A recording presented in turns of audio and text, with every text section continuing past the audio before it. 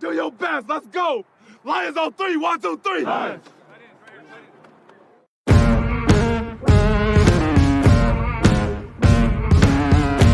Oh my God! Victory Sunday.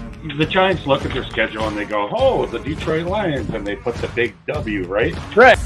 It's folks. It's everybody that is on the screen right now that is what makes this special, because this organization has been so bad for so long. Yet here we all are on a Sunday night at 7 o'clock, chopping it up about this football team, because winning 3 in a row and getting this done for the first time since 2017, and like Mark said, having some momentum for this fan base. When we played against the Patriots one game on Thanksgiving, I had a pretty good game too, and it was just the atmosphere is just different. It's just there is just everybody's ready. You get a chance to wear the throwback uniforms. It was just fun. I think it's a mixture of both. I think you got to have a good program, but I think the city, the way it's viewed nationally, like the people in Detroit, the business people, the money makers, the marketers, they got to market Detroit different nationally. And welcome to the Detroit Lions News Show, your number one source for Lions news. And today we have Spirit of Detroit, Avery, Giovanni. Thanks for coming on. Well, we are going live to your YouTube page right now, and also Walter Stringer with Lions Avenue.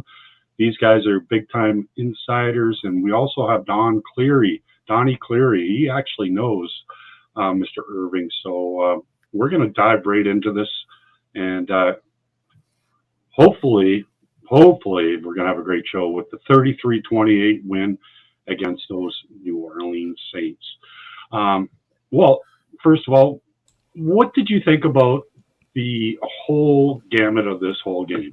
Talk about it, brother. All right. Well, I want to start off by saying I think it was a game they had to win. I had to win the game. I thought it would be a little bit easier considering the amount of injuries the Saints had, the struggles the Saints have had offensively. The defense has been pretty solid all season, but some of those injuries, some of the things going on the defensive side of the ball has started to take a toll with them.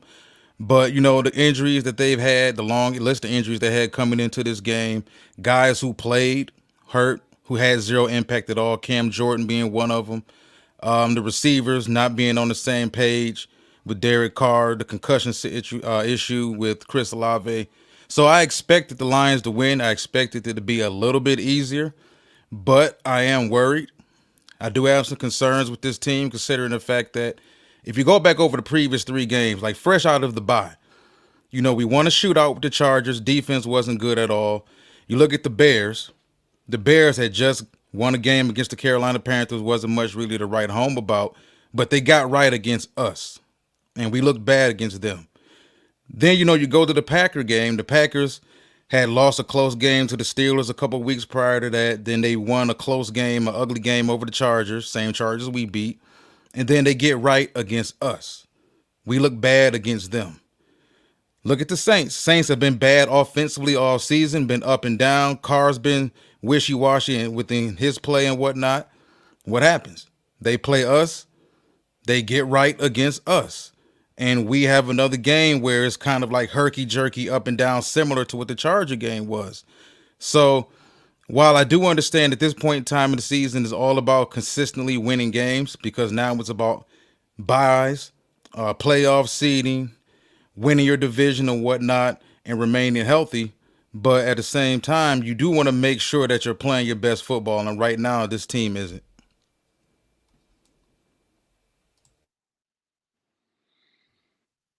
You got to do better, man.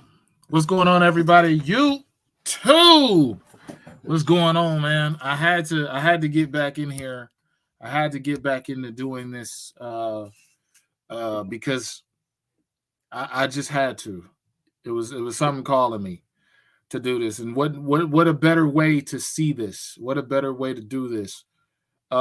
This game is vindicative of what I've been telling the fan base, what I've been telling the team, what I've been saying for the last 8 to 9 weeks. We are a good team, but we are not a great team.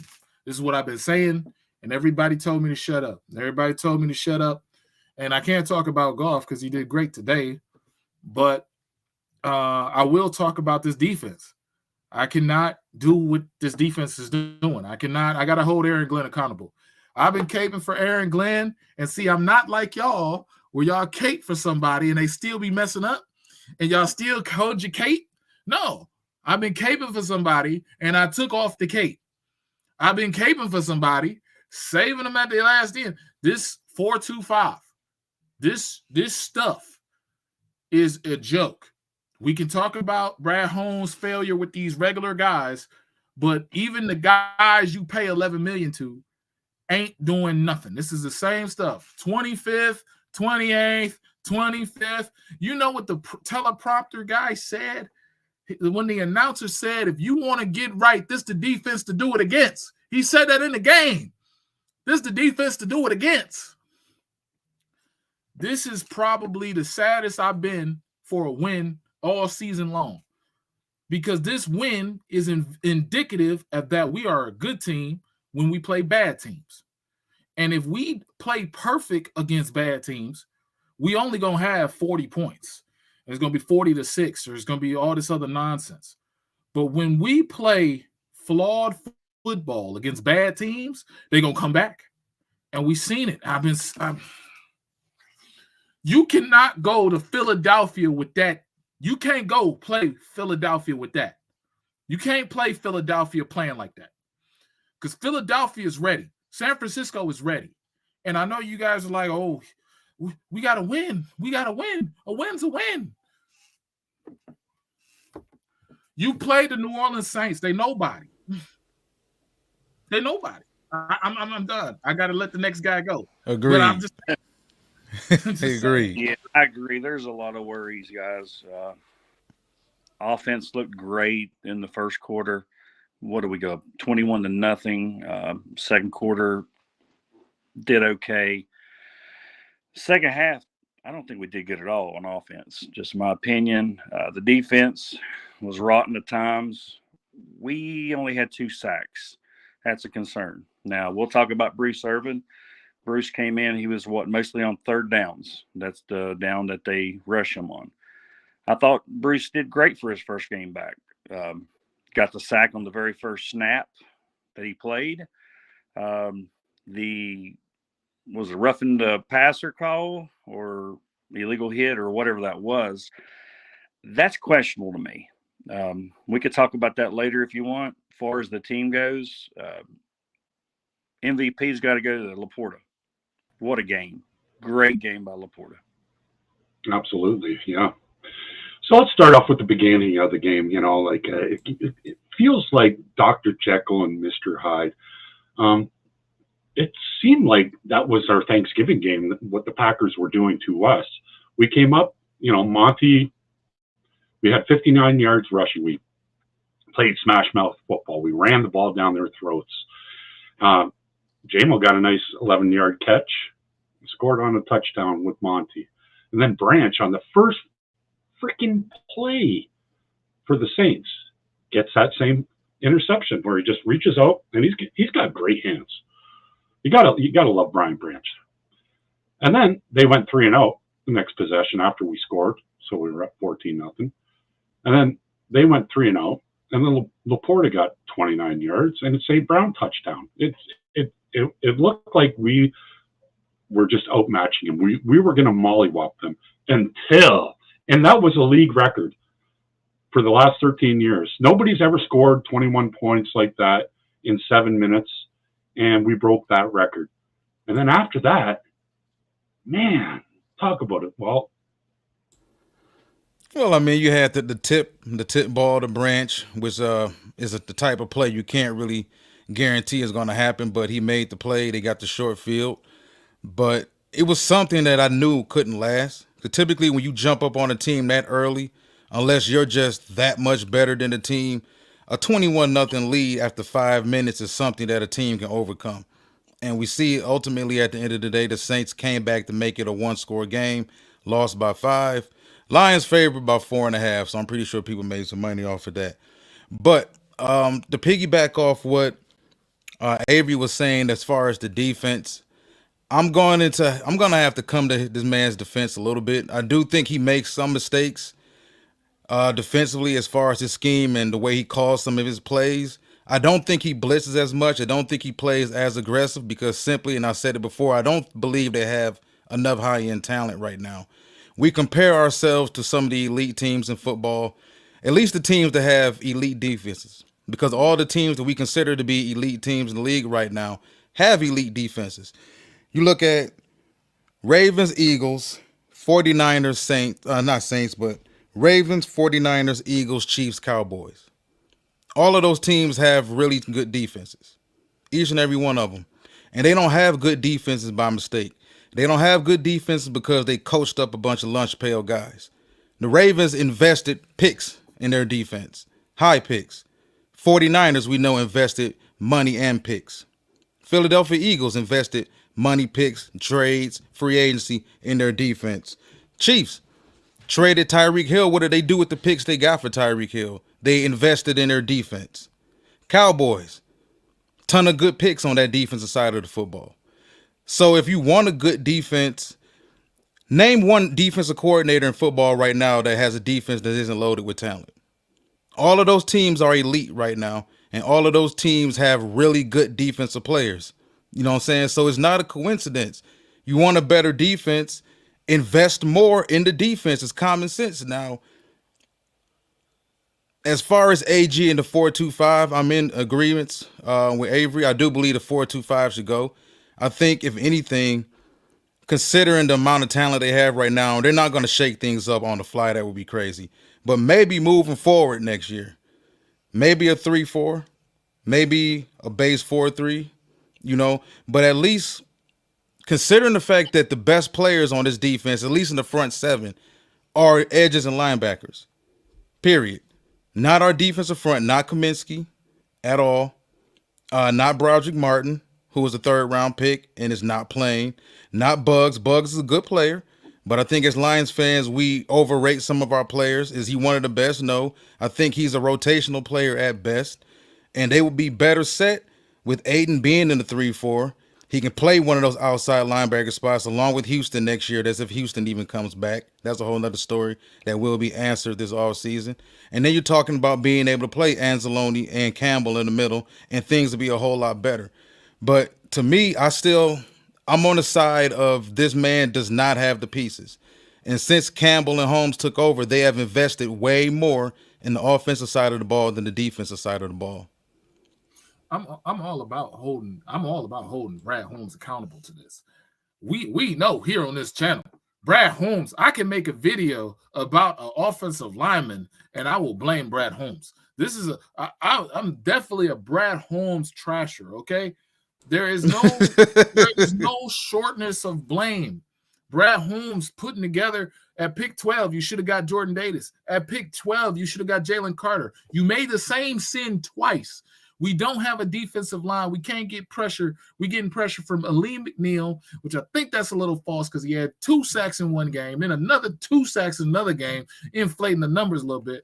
But we have Aiden Hutchinson, and we don't have nobody else.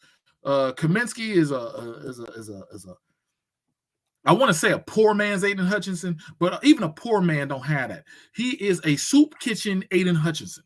That's what he is. Okay, he's a soup kitchen version of Aiden Hutchinson. What we have in Aaron Glenn, I feel like you are correct that Aaron Glenn cannot scheme up because he has these lunch pail coached up guys.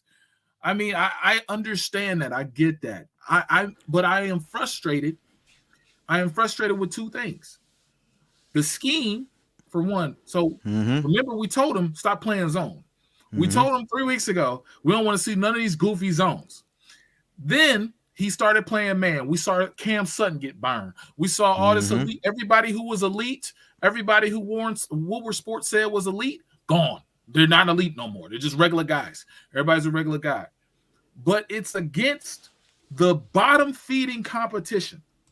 And I know you want to say, well, Avery, they're 5-6. They're in the worst division in football. They have a mediocre quarterback. And at the end of the day, all you have to do is stop Kamara and Olave. That's all you have to do. That's the assignment. Jimmy Graham, anomaly, okay? This is all you have to do. You had them 27-7, 24-7. They're dead in the water. Your starting quarterback shouldn't have even played the rest of the game. Like, you should have been in a position where you score 50 on these people. And you're not. You're letting them back into games, and you're allowing this to happen. I don't think you can beat San Francisco. I don't see you beating Philadelphia. You're not going to do this. And I know it's a win, but you are the worst 9-3 team I've ever seen. And I can say a lot about, the defense, and it's terrible. Aaron Glenn, bro, this is the third year, bottom 20. But let's take a look. Let's take a small look at Brad Holmes. What has he done specifically on the defensive side of the football to give you an edge? Who do you see over there that's a leader, that's someone you can rely on? Who do you see? Nobody. Hey, well, can I answer something real quick? Because one of our listeners put in the comment section that it's a lie that they haven't invested. Okay, so Branch, who's turned out to be a diamond in the rough, he was supposed to have been a high first-round pick. He slipped. Second-round pick. Yeah, exactly. Barnes, late-round pick. Campbell is neither here nor there. Should he have been a first? Should he have been an early second? Who knows? Kirby Joseph, late-round pick. Cam Sutton didn't get the money from Pittsburgh. Wasn't going to get the money he got from us pretty much anywhere else. Emmanuel Mosley, 1-year contract off of ACL. So exactly where are they investing in the defense at? Because I'm yet to see it. James Houston turned out to be a hell of a player the final 5 games of last season. Where is he right now? He was also a late-round pick who hasn't played since week 1. But it's only year 3 of the rebuild. I don't want to hear no more excuses. No, but that's the thing, because it's like whenever I say Brad Holmes hasn't invested quality assets into the defense as much as he has the offense, people always say, oh, that's a lie. He's invested in the defense. Where's the high-end player? Aiden Hutchinson was the 2nd overall pick. You took him at the 2nd overall pick. Now we can compare him to Kayvon Thibodeau, who's having a hell of a second year right now for the Giants. But let's be honest. If they're investing so much in the defensive side of the ball, call me out. If I'm lying, just call me out, because we can go through that entire defense man for man. There are no game changers. There are no difference makers. I was watching NFL Network this morning, and Gerald McCoy was breaking down Aiden Hutchinson and the defense. He said himself, Hutchinson needs to step his game up to another level. So it's not just Lions fans hating on Hutchinson, or why y'all down at Hutch, he's our guy and he's a Michigan kid and this and that. No, there's other former defensive linemen in the NFL, Pro Bowlers, borderline Hall of Famers, who look at Hutchinson and say he needs to step it up. But it seems like he's one of the guys you're not allowed to ever hold accountable. Let's be real. When you're the number 2 overall pick, whether we think he's ever going to be Myles Garrett, whether we ever believe he's going to be Nick Bosa, whether we ever believe he's going to be TJ Watt or prime Khalil Mack, he's being held to those standards because he was the 2nd overall pick. Now, whether we like it or not, that's just something he has to deal with. But just being honest, I'm asking both of you gentlemen, right? Where's the investments on the defensive side of the ball? Other than guys that they struck gold on in later rounds, and Kirby Joseph and these other guys. Like, there aren't any. Well, where's the cornerback that we struck gold on? We even drafted, for that damn matter, because we didn't even draft the corner this past draft. In a draft that had prime elite corners in Porter and Gonzalez. Gonzalez was on his way to probably being defensive rookie of the year before he got hurt. We passed on him. Joey Porter, not good enough, passed on him. Right. Even a Clark Phillips, who's turned out to be decent for the Atlanta Falcons. Can I ask a question? Go ahead, sir. I want Lions fans to understand this. I want you to ask yourself, do we have 5 pillars on defense? What do I mean by 5 pillars? On this channel, we watched every Super Bowl team that won the Super Bowl on defense, and we looked for the last 15 years at the roster. They had 5 pillars. What they have? They all had a middle linebacker that could play zone and blitz. They had a clear captain of their team. They had a defensive end, A defensive end that can pass rush, and you need to scheme him up, and you didn't need to scheme him up. He was going to get schemed up, and he was going to have 2 double teams, and he was still going to win his matchups. Elite defensive end. They had an elite corner that was going to take away half the field. We've never had that.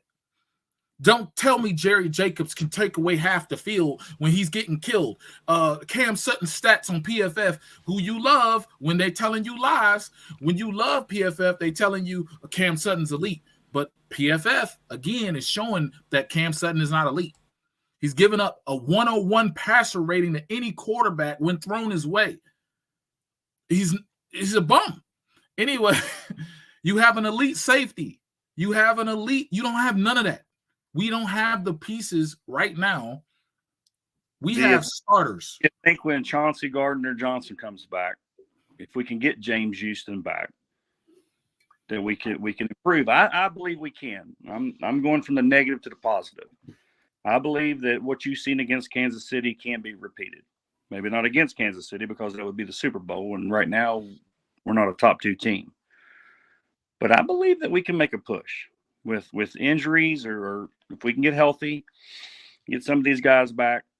And I agree. I don't hate on AG as much as most people. But a few, tweaks here and there. I'm telling you, you got a guy today, man. What do you play? 7 or 8 plays, 10 maybe, all third downs. You can expect that from Bruce Irvin every time. Was it a dirty play? Come on. Steve Avery from the Broncos back in the day, he'd have a penalty every time. That he landed on him. Bruce landed on the guy. Do y'all think it was dirty? Oh, no. I don't think it was dirty. It was a little unnecessary. I think you got. It'd have been okay in any other era, though. It would have been okay. Midway. How can you matrix yourself? This ain't a movie. The only famous person I know is Micro Mike. You know Bruce Irvin. And Walt, you've talked to Stephon Logan on this channel and another, right? And Darcy knows all these guys. Craig Reynolds, father, everybody.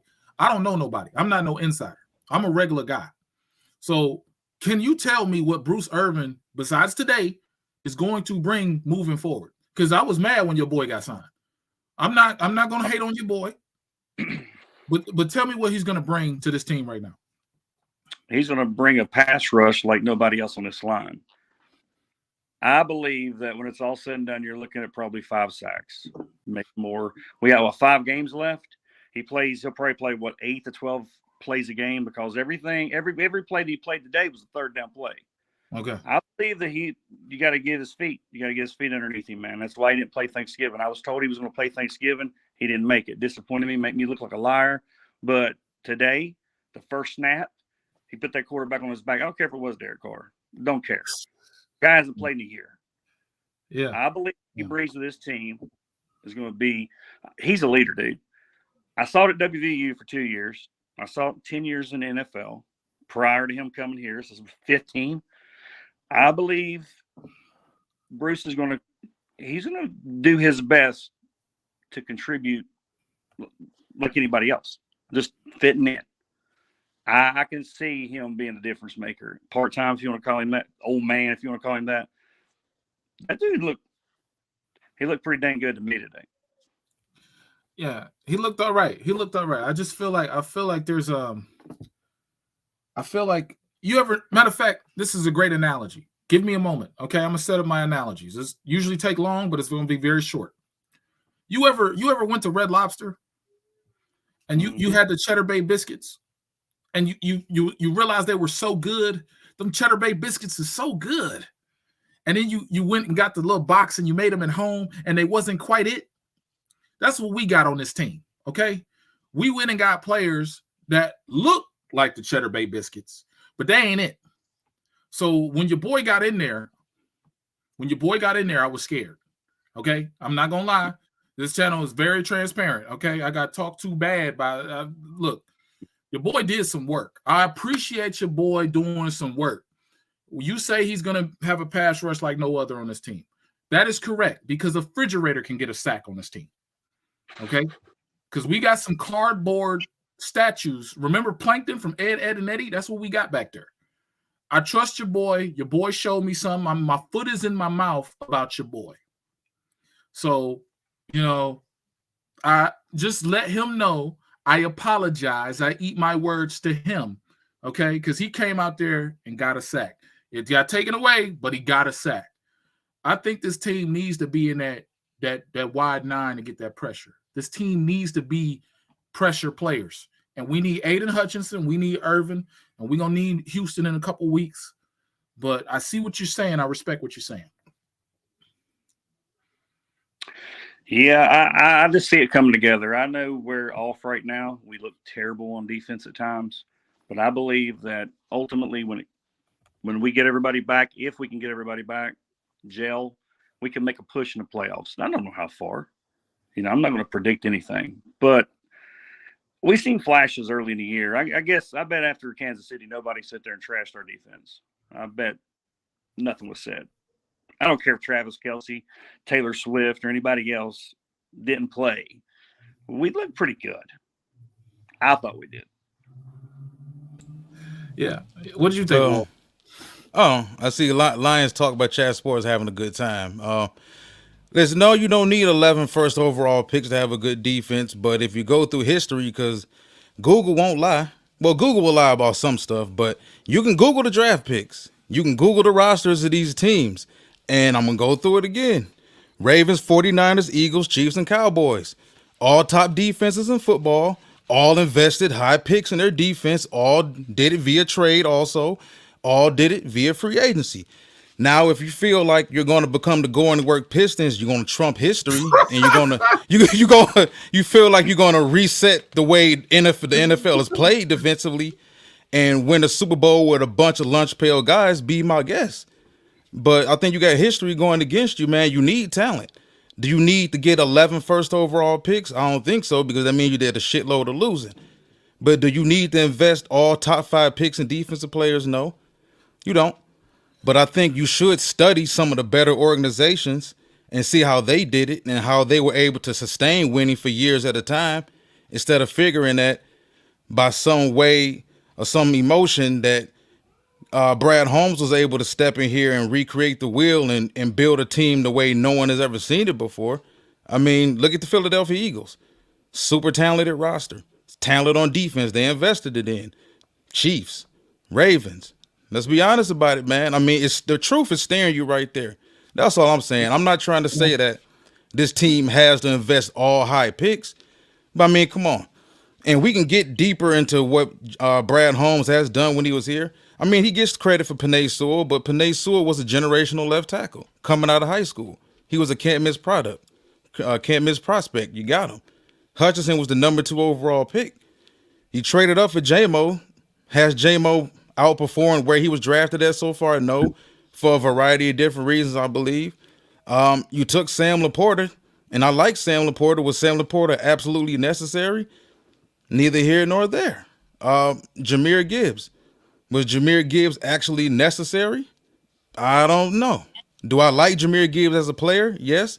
And I was high on them potentially taking him at 18. I was not okay with them taking him where they took him. But, like I said, man, I'm not just trying to crack jokes about this. I'm trying to be serious about it, man. But take a look at the elite teams around football. The rosters don't lie, man. They all got talent at every level of the defense, and we don't.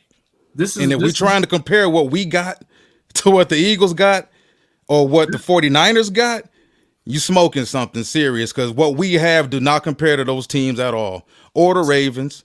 So none of them. So check this out. This is what I think about with the comeback, right? So we've had 3 or 4 weeks to look at this team and see these comebacks, right? Whether it was our own comeback that failed, I think, against Green Bay 10 days ago, or was it the comeback against Chicago? We're seeing teams score in bunches. We're seeing them get big yards. How is Dan Campbell going to respond to this? I already know pressure's on AG, but I have a head coach too, right? I have a head coach. He a man, right? He see what I see, right? Come on. Dan Campbell, how could you look your friend, that's who AG is, his friend, in the face and say, you doing a good job, bro, we good. When this is this bad, where teams are coming back against you, teams are leading you. Chicago led you for 3 quarters.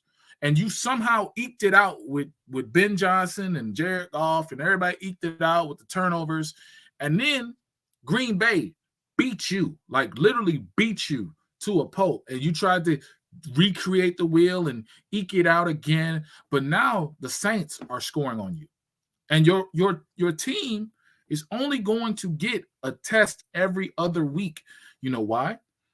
Because the Vikings found out they could throw that ball, okay? And the Dallas Cowboys found out they could have their stride and hit their second gear for the year. People are figuring you out, even though you're winning. People are playing you a lot better than they did before. How do you respond, Dan Campbell? Because your offensive 5 punts is not good, bro. Against this team that we played, you having 5 punts and can't score in the third quarter, that's a joke. That's how does Dan Campbell respond? He has 1 quarter to do it. We have 5 games left. To me, this is the most crucial stretch of the season. You don't want to go into playoffs sucking. You don't want to squeak in. You don't want to slide in. You want to be competitive and win games, and we got to get this defense right. That's why I got my fingers crossed. I'm hoping that we can get it right by players coming back from health issues. That offensive play call was terrible too, man. I agree. Mean, Ben Johnson with these trick plays. Like, look, I know I got to work with what I have, but J-Mo needs to be schemed up. I don't need to be like, oh, we need a spark. J-Mo. I don't need to do that. I picked him 12th overall. I need to feature J-Mo. Amon-Ra is getting featured. Amon-Ra is what might have 1,000 yards. I got to look back, but he might have 1,000 yards on the season right now because we're only throwing 2 guys, Laporta and Amon-Ra. And I like it. I like it a lot, but I'm just saying, like, real teams are going to figure this out. Like Dallas, Denver. I don't think you win Denver game. I don't think we beat Denver. Yeah, I don't know. I mean, it's possible. It's possible. Just want to comment something a little on the comments in the comment section. Lions Talk Chat Sports seems to be really amped up about this. He even pulled the "Do you know who I am?" card. I have 1,500 videos, 6 video streams a day for 5 years. I don't know what that means. I don't know how that equates to how many games he coached in the NFL or not. Leave my guy alone. No, man, he seems to be really amped against me or something, man. So I got time for him. He also says Herman Moore wrong. This guy correct. Also, I want to see this guy tell Herman Moore he's wrong. Listen, I'm actually a real man out here, boy. It's like I have no issue with disagreeing with another man. Maybe you do, but you also took the route of bringing another man's name up on the show with his opinion instead of validating your own. So that says a little bit about you. But if you think I'm afraid to voice my opinion to another man, you talking to the right guy, bro. So, but back to what y'all was saying. I got time for him because he come in extra pinkish in the comment section at me. So I had to say something. Y'all already know me. I got you, Walt. You gotta relax. That's my guy, man. No, he your guy, but he coming at me all sideways. So I ain't never gonna back down from no man. I don't know what he thought throwing Herman Moore name around was supposed to prove or something, bro. But yeah, okay. Yeah, that was Mike is good people, man. I'm sure. See, the text don't actually converse. He pulling the ESPN card too. Better recognize who this man is. He might have me whacked out here. Oh boy, let me agree with him. He's the godfather of the Lions. But oh man, so we have Donnie Cleary. Please tell me something good. Tell me what you see from the offense moving forward. Are we gonna beat Dallas? Are we gonna beat Chicago next week? Are we gonna be? Yeah, look at your face. That's exactly what I'm talking about. Y'all seeing what I'm seeing. I've been saying it, man. I've been saying this for 6 weeks. All this rest. Well, Chicago's got all this rest, but no, I don't see us losing to Chicago. Okay. Not Dallas. I do. I mean, who's going to beat that team there in that building? Who has beat that team? Eagles. I'm kind of glaring at the TV. 42-19. They're getting whacked. Eagles going to get whacked next week too. I'm not saying I don't care about the number 1 seed. That would be sweet, guys. But You know it's out of reach. That's what you don't care about. It's out of reach. Yeah. 10-1. That means you're check this out. The Eagles are doing something impressive. They are 10-1 against real teams. They are playing a gauntlet of teams. They might lose today. I seen the score was 10 something, 10-1 or something, 10 nothing. It's 42-19 now. It's 42-19. Yeah, they're getting whacked. Can we beat both of those teams? I think we can beat Philadelphia. I don't think we had beat 2 either years team. to try that. We had 2 years to try that. We lost by 3 at home last year, and I believe our team's a little bit better, healthy this year. We've added pieces. I don't know. These 5 games. What's our record? 5 games, 3-2. Oh yeah. We're doing pretty good. No, I'm just saying these last 5 games. What's our record going to be? This is a prediction from you guys. Look at the schedule. You got Chicago on the road, Denver at home. I think we win that game. I honestly can't say, basing it off of how this team has performed the past few weeks. If they keep giving out these type of performances, I'll just be a homer to say, yeah, we can win all of those games. You know, Denver's going to come ready to play. Denver's going to have something to play for over in the AFC. Minnesota, that's one of our rivals. They're going to have something to play for. Dallas for damn sure going to have something to play for. Mm-hmm. It's 3-2. I didn't post that. I don't know why they posted, but I ain't post that. But yeah, 3-2. Yeah, I think we're gonna split with the Vikings. Like he said, like I'm just gonna repeat what you said, Walt, because I don't trust this team after the last 2 weeks. Now, I don't trust this team to an extent of I don't trust y'all to I trust y'all to win the division. I trust y'all to have home field advantage and win a playoff game. And that's it. There is no you're going to play Atlanta. You're going to play somebody trash. Let's just kill it a buck. I think the 3 seed plays the 6 seed or something like that. You're going to get lucky. You're going to play Seattle. They're going to limp into the playoffs. You're going to play someone who doesn't matter, and we're going to win at home. That's it. There is nothing else. My daughter going crazy, by the way. It's bedtime. So I think there's no exception. There's no exception I can make for saying this, but we did what we were supposed to do. Is that acceptable? Is that acceptable to you, Walt? Is that acceptable to you, Donnie? We did what we were supposed to do because I think they can win the division, and I think they can get a playoff win, and that's it. They ain't gonna beat no Denver, and they ain't gonna beat no Dallas. So you see Denver and Dallas in the playoffs, it's over. If you would have told me going into this season that we'll win our division and win 12 games and possibly a playoff win, you dang right I will, or I would take it. You're right. I would take it. I'm looking at a flag that was given to me. You guys see this? That was given to me for Christmas last year. Look at that. Look at that mess. And if we ever win a championship, my brother-in-law is going to get that back. I feel. What team does he support? What team does he support? He's a Giants fan, so he's got some rings. They're trash now, but yeah, he got that for me for Christmas last year. That's a good gift. Walt, you scared Micro Mike off. Oh, that's not fair, man. He was flaming up in the comment section. All I did was reply. But no, you know what? For me, man, it's not enough because I do understand that in this day and age in the NFL, just because you're good one year doesn't mean you're going to be good the next. Right. They could be playing the first place schedule next season. They're going to have to make the necessary upgrades. If they don't, whether it be quarterback, which is a story for another show, or it's, cornerbacks, linebackers, edge rushers, interior defensive linemen, or whatever it is, man. This team right here, you have to maximize the moment because you don't know when you'll be back. And I think that was a big reason why a large portion of this fan base was really upset when they didn't go after anybody at the trade deadline. Because you do feel like, okay, you know what? You're an 8-win team or you're a 9-win team. What do you mean you're not ready to contend? If you're one of the top 2 or 3 seeds in your division, your conference, you are contending. So what are you going out there to do if you don't believe you can really damn win? You're just going out there to, we got our ass kicked by Frisco, but there's always next year. Learning purpose. Like, no, it's not what it is. when you get the opportunity to go for it, look at the Cincinnati Bengals. The Bengals got there 2 years ago against the Rams, lost 3 points, 23-20. And after that, everyone just assumed that they would be back. And look at the journey the Bengals have had since losing to the Rams. Look at Aaron Rodgers.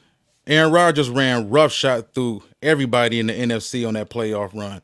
Beat the Steelers in the Super Bowl. Everybody swore up and down Aaron was going to go back to the next 6, 7, 8 Super Bowls. Aaron never went back. So just because you're there 1 year doesn't mean you're going to be back. That's why when you get the opportunity to compete and contend, you need to go for it.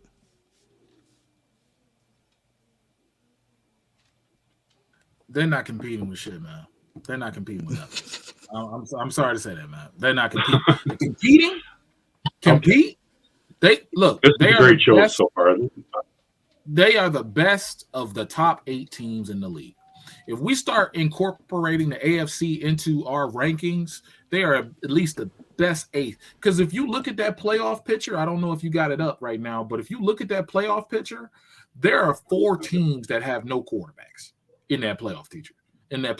We have no elite QBs in that class in the NFC. In the AFC, there's elite QBs. There's some teams that are scary. There's some teams we can beat, like the Chargers and stuff like that. But I think competing, when we look at the schedule left, they're probably going to be 3-2.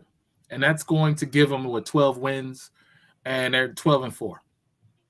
When you talk about competing, I don't think they can compete with the 49ers. I don't think they can compete with the Eagles. Those teams are going to play at another level, and those teams are really going to be like our linchpin, and we're going to be hyper-focused this offseason for those teams. But we also going to be hyper-focused on that first place schedule that we're going to have. That first place schedule that we're going to have, and Darcy can attest to it. Darcy ready for Hendon Hooker, okay? I'm sorry. Your boy, come on, man. You know your boy he's gonna run. He's gonna get scared. He's gonna start dropping the ball again, and everybody gonna make excuses for him. And next thing you know, he's gonna get hit. And then now, there goes my sailboat quarterback. There goes my let the ball sail over quarterback. There goes. I swear to God, he cannot play elite competition. He's going to flutter in the playoffs. And he played good today. 201, 2 touchdowns. Great. You did great. But when I see you playing those first picks, those first teams, those next year, no, I don't think he can do it. I really don't think Jared Goff can do it. I don't think this defense can do it. I think they're going to get shown up, just like he said.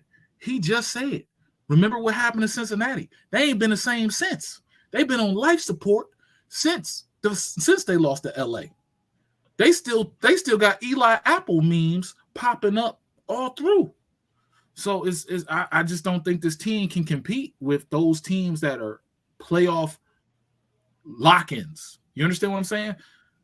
Do you disagree, Donnie Clary? Because you look.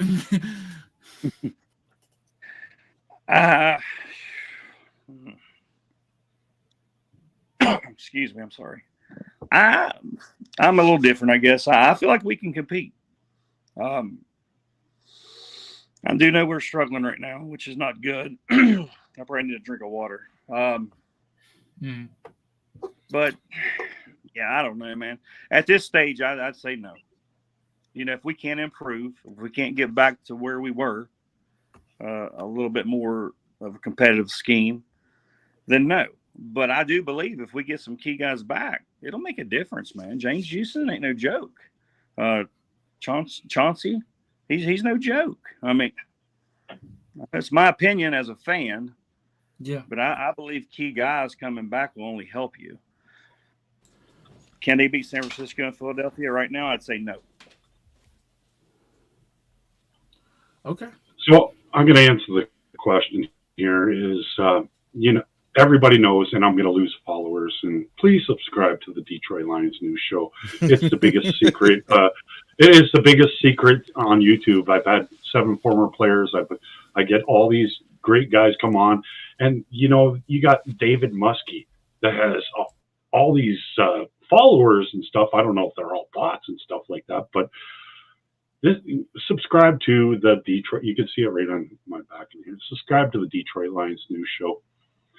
I'm not a Jared Goff fan, and everybody knows it. I think he is the most unathletic quarterback in this league. I'd rather have Gardner Minshew, to tell you the truth. By the way, he just won the game. Damn, Gardner. Wow, I'd rather have him.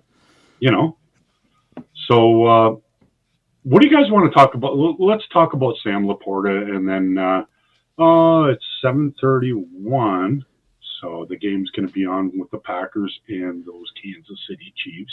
What do you guys want to talk about next? Talk about it, guys. I like Sam. Sam's a baller. Sam is, on a positive note, Sam was one of my picks for getting.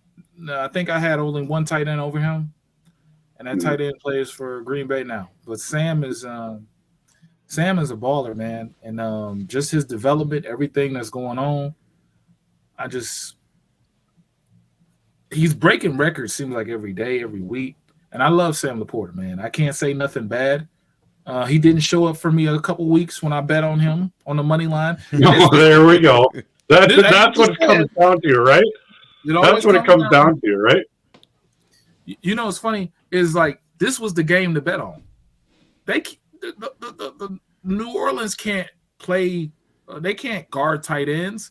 They're getting ate up by Pitts every other week, and this was the game. Any touchdown, J-Mo, any touchdown, Amon-Ra, 200 yards for, man, this was the game. Laporta too, man, you would have made a 10,000 off this game. But so I love Laporta. I'm going to ask a question here. Did we win the trade with Minnesota Vikings to get Sam Laporta against TJ Hawkinson? That's the question. Donnie says yes. I believe so. Donnie. I believe that Sam is a little bit better than Hawkinson. I know Hawkinson's good, but what I can see from Sam is it seems like he's better out in space. I believe that's like open half the time. He's athletic, a pretty good blocker. I don't know, getting picks and also getting the tight end in the early round. I believe we won that. Maybe wrong, but I believe we won the trade. What about you guys? I also want to talk about. Okay, sorry, Walt, and I'm going to produce after this. What is it going to take for us to win the trade with the Rams for Stafford? Do we need to win a playoff game? Do we need to go to the Super Bowl? What is it going to take for us to say we won that trade? Talk about it, guys. And I'm going to jump off here. Don't they actually need to win something though? I mean, if I look at the Rams, the Rams won the Super Bowl immediately, and they're not one of the best teams in the division, well, in the conference right now, or in the entire league, but they're competing with Seattle. Seattle's 6-6 right at 500 right now. So could the Rams possibly be back to a capable competing team within the NFC within another year or so, right along with the Lions? It's possible. Now, they do have to solve their quarterback position, I believe, but they do have some capital coming up where the Rams can actually make a few moves.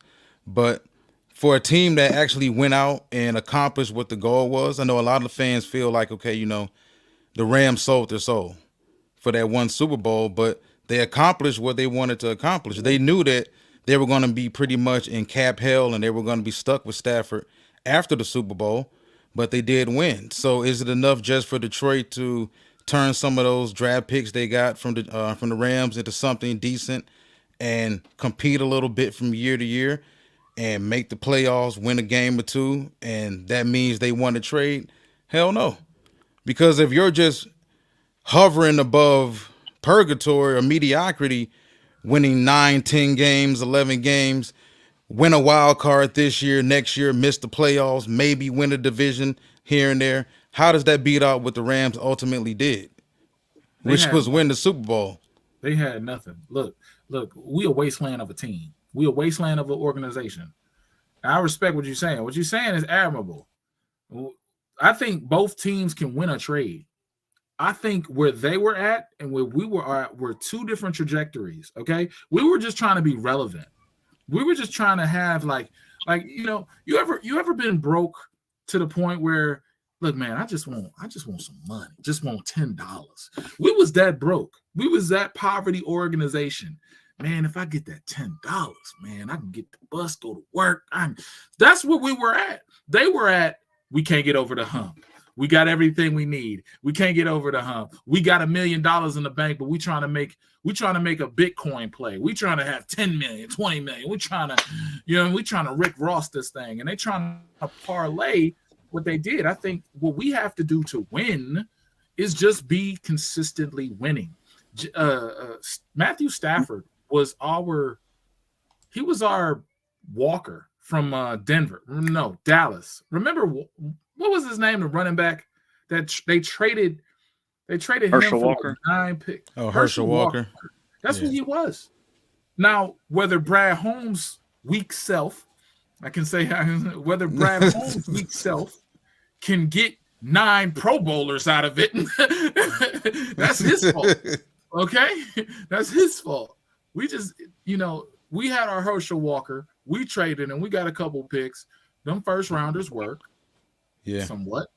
And we're doing okay. I think I made my point clear, but I think we both are winning.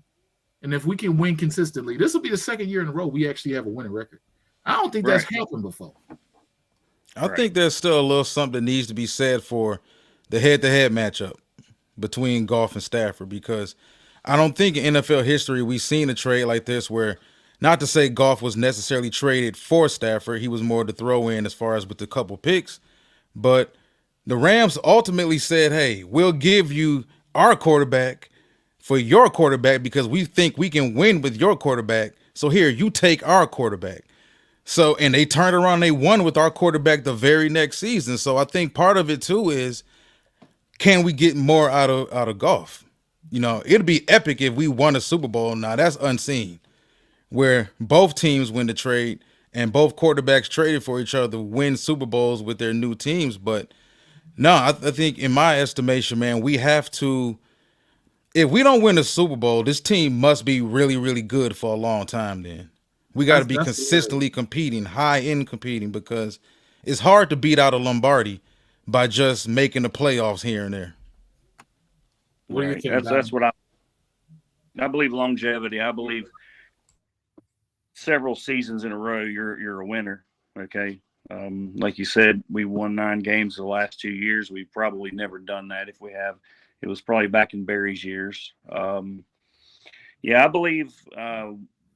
Winning the division, competing, and honestly, how many games have we had at Ford Field, like playoff games? I don't believe we've had any.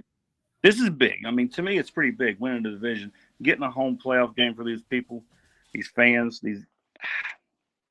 I believe we can build off this. Do we get a stronger strength schedule next year? Yes. But can we make key moves to improve our team next year? Yes, we can draft. We can go out and get free agents, just like we did this year. I believe we signed some good free agents. Now, all of them didn't pan out, but they're still, I'm big on Chauncey.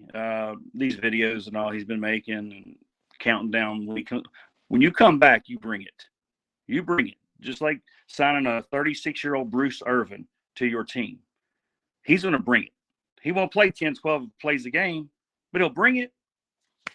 He'll bring it. But as far as a successful trade, I believe they both can be winners, like you guys said.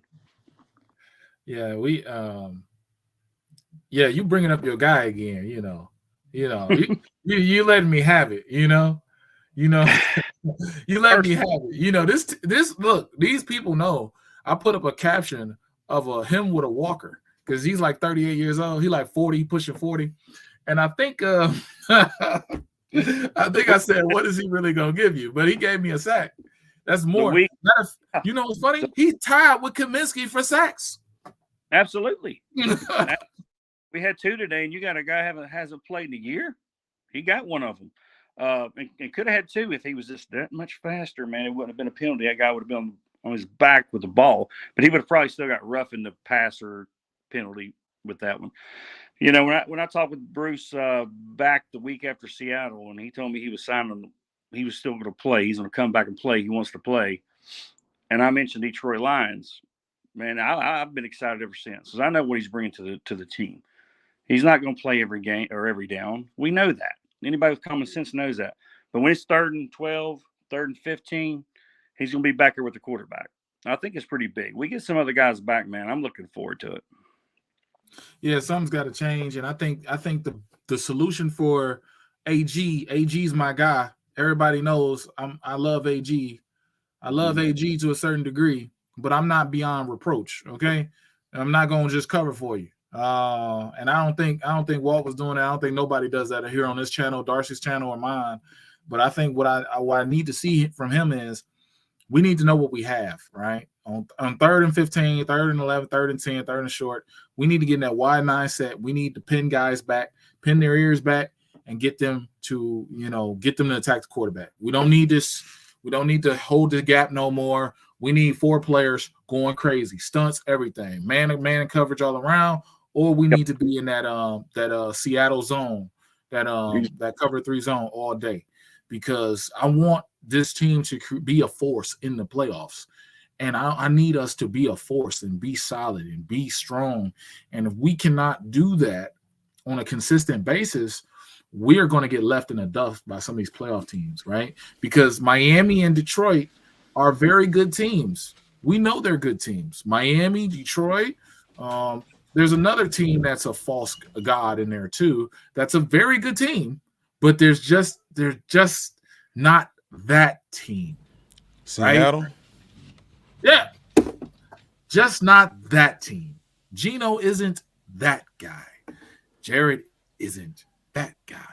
But it just takes time to uncover the truth. Right. It just takes time. Looks like Matthew's getting ready to win another game here and go to 6-6 and tie the Seattle Seahawks. That is 6.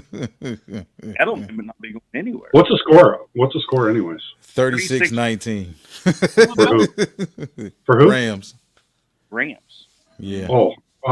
what's going on with the Eagles and 49ers? Oh, that was ugly. Oh man, they decided to leave me. They left me and went to the bonus coverage. they left the Frisco game over with. Eagles for another blowout.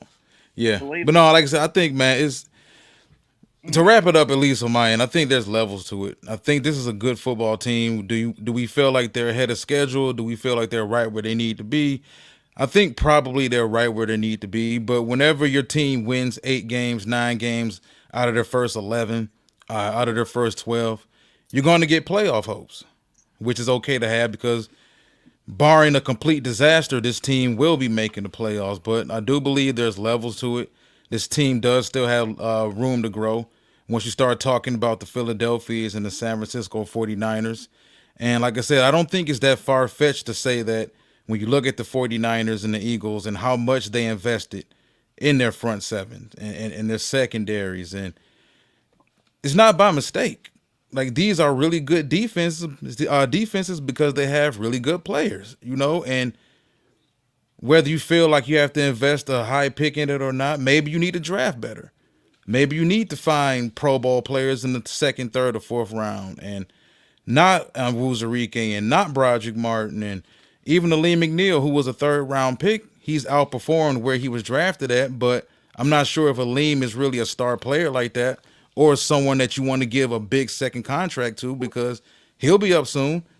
And I'm pretty sure Aleem McNeil will get offers from other teams. So do you want to overpay to keep an Aleem McNeil? Like, there's a lot of questions this team has to offer. I mean, it has to answer, but like I said, they're right, in my estimation, right where they should be. After Philadelphia, after San Francisco, and maybe after Dallas, we're in the mix with those other teams. I mean, we lost 2 straight to Seattle, at least on Dan Campbell's watch. But the Ravens blew them out. The San Francisco 49ers beat the Seahawks twice. So what does that say about us and how we truly match up with the Seattle Seahawks? I mean, all of these little things matter. And I think there's a lot of scared money with Lions fans. It's like whenever you hold the team accountable when they lose, it's whoa, too much pressure. We're still part of the rebuild. We're getting this on the fly. We didn't expect to be this good. But when the team wins, Oh, the national media is giving us no respect. We're better than the Chiefs, and we're better than the Eagles, and we're better than the 49ers. Like, you can't have it both ways. We're elite. We're magically elite. And that's funny. Call us elite, but don't hold us accountable to elite, exactly. Pretty much. They can't hold you accountable to elite. Jared Goff's elite. No touchdowns in the whole game. He's elite. Man, stop. I swear these people wild. But I will say we do have elite people on our team. Amon-Ra St. Brown is elite. We can say Penei Sewell. Penei Sewell is elite. The offensive line as a group is elite. I think so. I think that I'm not so hung up on Vitae as I used to be. I think I used to be like Vitae was the linchpin and we have to keep him safe. Now I'm like, Glasgow, you the guy, and I don't really too much care. Now I do covet that offensive line like you do, but I feel like the Lions are going to be cute and try to not pay people. Like Jackson, they're not going to pay Jackson, I don't think. He's going to ask for like 10 or 15 million a year, maybe even 20 million, and we should give it to him. But wait, we got to pay everybody. So they're going to do the discount thing and start Kobe Sorsdaler, draft a guy. And I don't think they're going to re-sign Jackson. I don't know if you guys think that. We did that with what's his name? Warwick, or we did that with Tomlinson. We did that with Larry Warford. Larry Warford. Warford actually went to the Saints and was a Pro Bowler. Right. So we did that before, where we looked at the guard position as a nothing, and we did it twice before. And we looked at the guard position like it was just a regular position we can fill, and I think that's what this coaching staff is going to do. But yeah, we have some elite behavior. We're an hour into the show. I want to promote this next show. We have John Macaroon and we have Melfar Jr. coming on, and we have Walter Stringer, and we also have Matt Perry. Well, that's my graphic designer. I guess that's what's on Google or whatever. So that's what he grabbed. I actually Darcy turned down the sharpness. Turn down the sharpness in my picture, man. Turn down the contrast, man. Well, this is you local. Look like you So if everybody and Avery, if you want to come on, it's exclusive. Yeah. So please subscribe to my YouTube channel. I don't try to make money off it. Subscribe to Avery's, Spirit of the Detroit. Donnie, you're going to start a YouTube channel? I think Donnie. Let's guys, let's critique Donnie. How is Donnie doing? You guys? Donnie doing good. He just a little biased, right? He a little biased. And we on this channel, we know that Bruce Irvin, his guy and everything, he can get Bruce Irvin to, try to do something over here. But you know what I'm saying? I'll go toe-to-toe with anybody, okay? I go toe-to-toe with anybody. But as far as my part, wrapping it up, we have 5 games left. We have a 3-game lead. Magic number's 3, guys. 3. We win 3 games. It don't matter what they do. Go Lions. Do you guys think? You know what? I have us losing to the Bears next week, guys. Sorry to tell you. Cold weather, windy. Jared Goff outside. I just have revenge game for the Bears. Yeah. They dominated us for 57 minutes, guys. Oh, we got to win this game. That's crazy. Wednesday at 7:30. Make sure you guys subscribe to the channel. Detroit Lions News Show. I can't wait. This is going to be awesome. It's probably going to be one of the best podcasts I ever did. I love you guys. Let's go. Do your best. Let's go. Lions on 3. 1, 2, 3. Lions.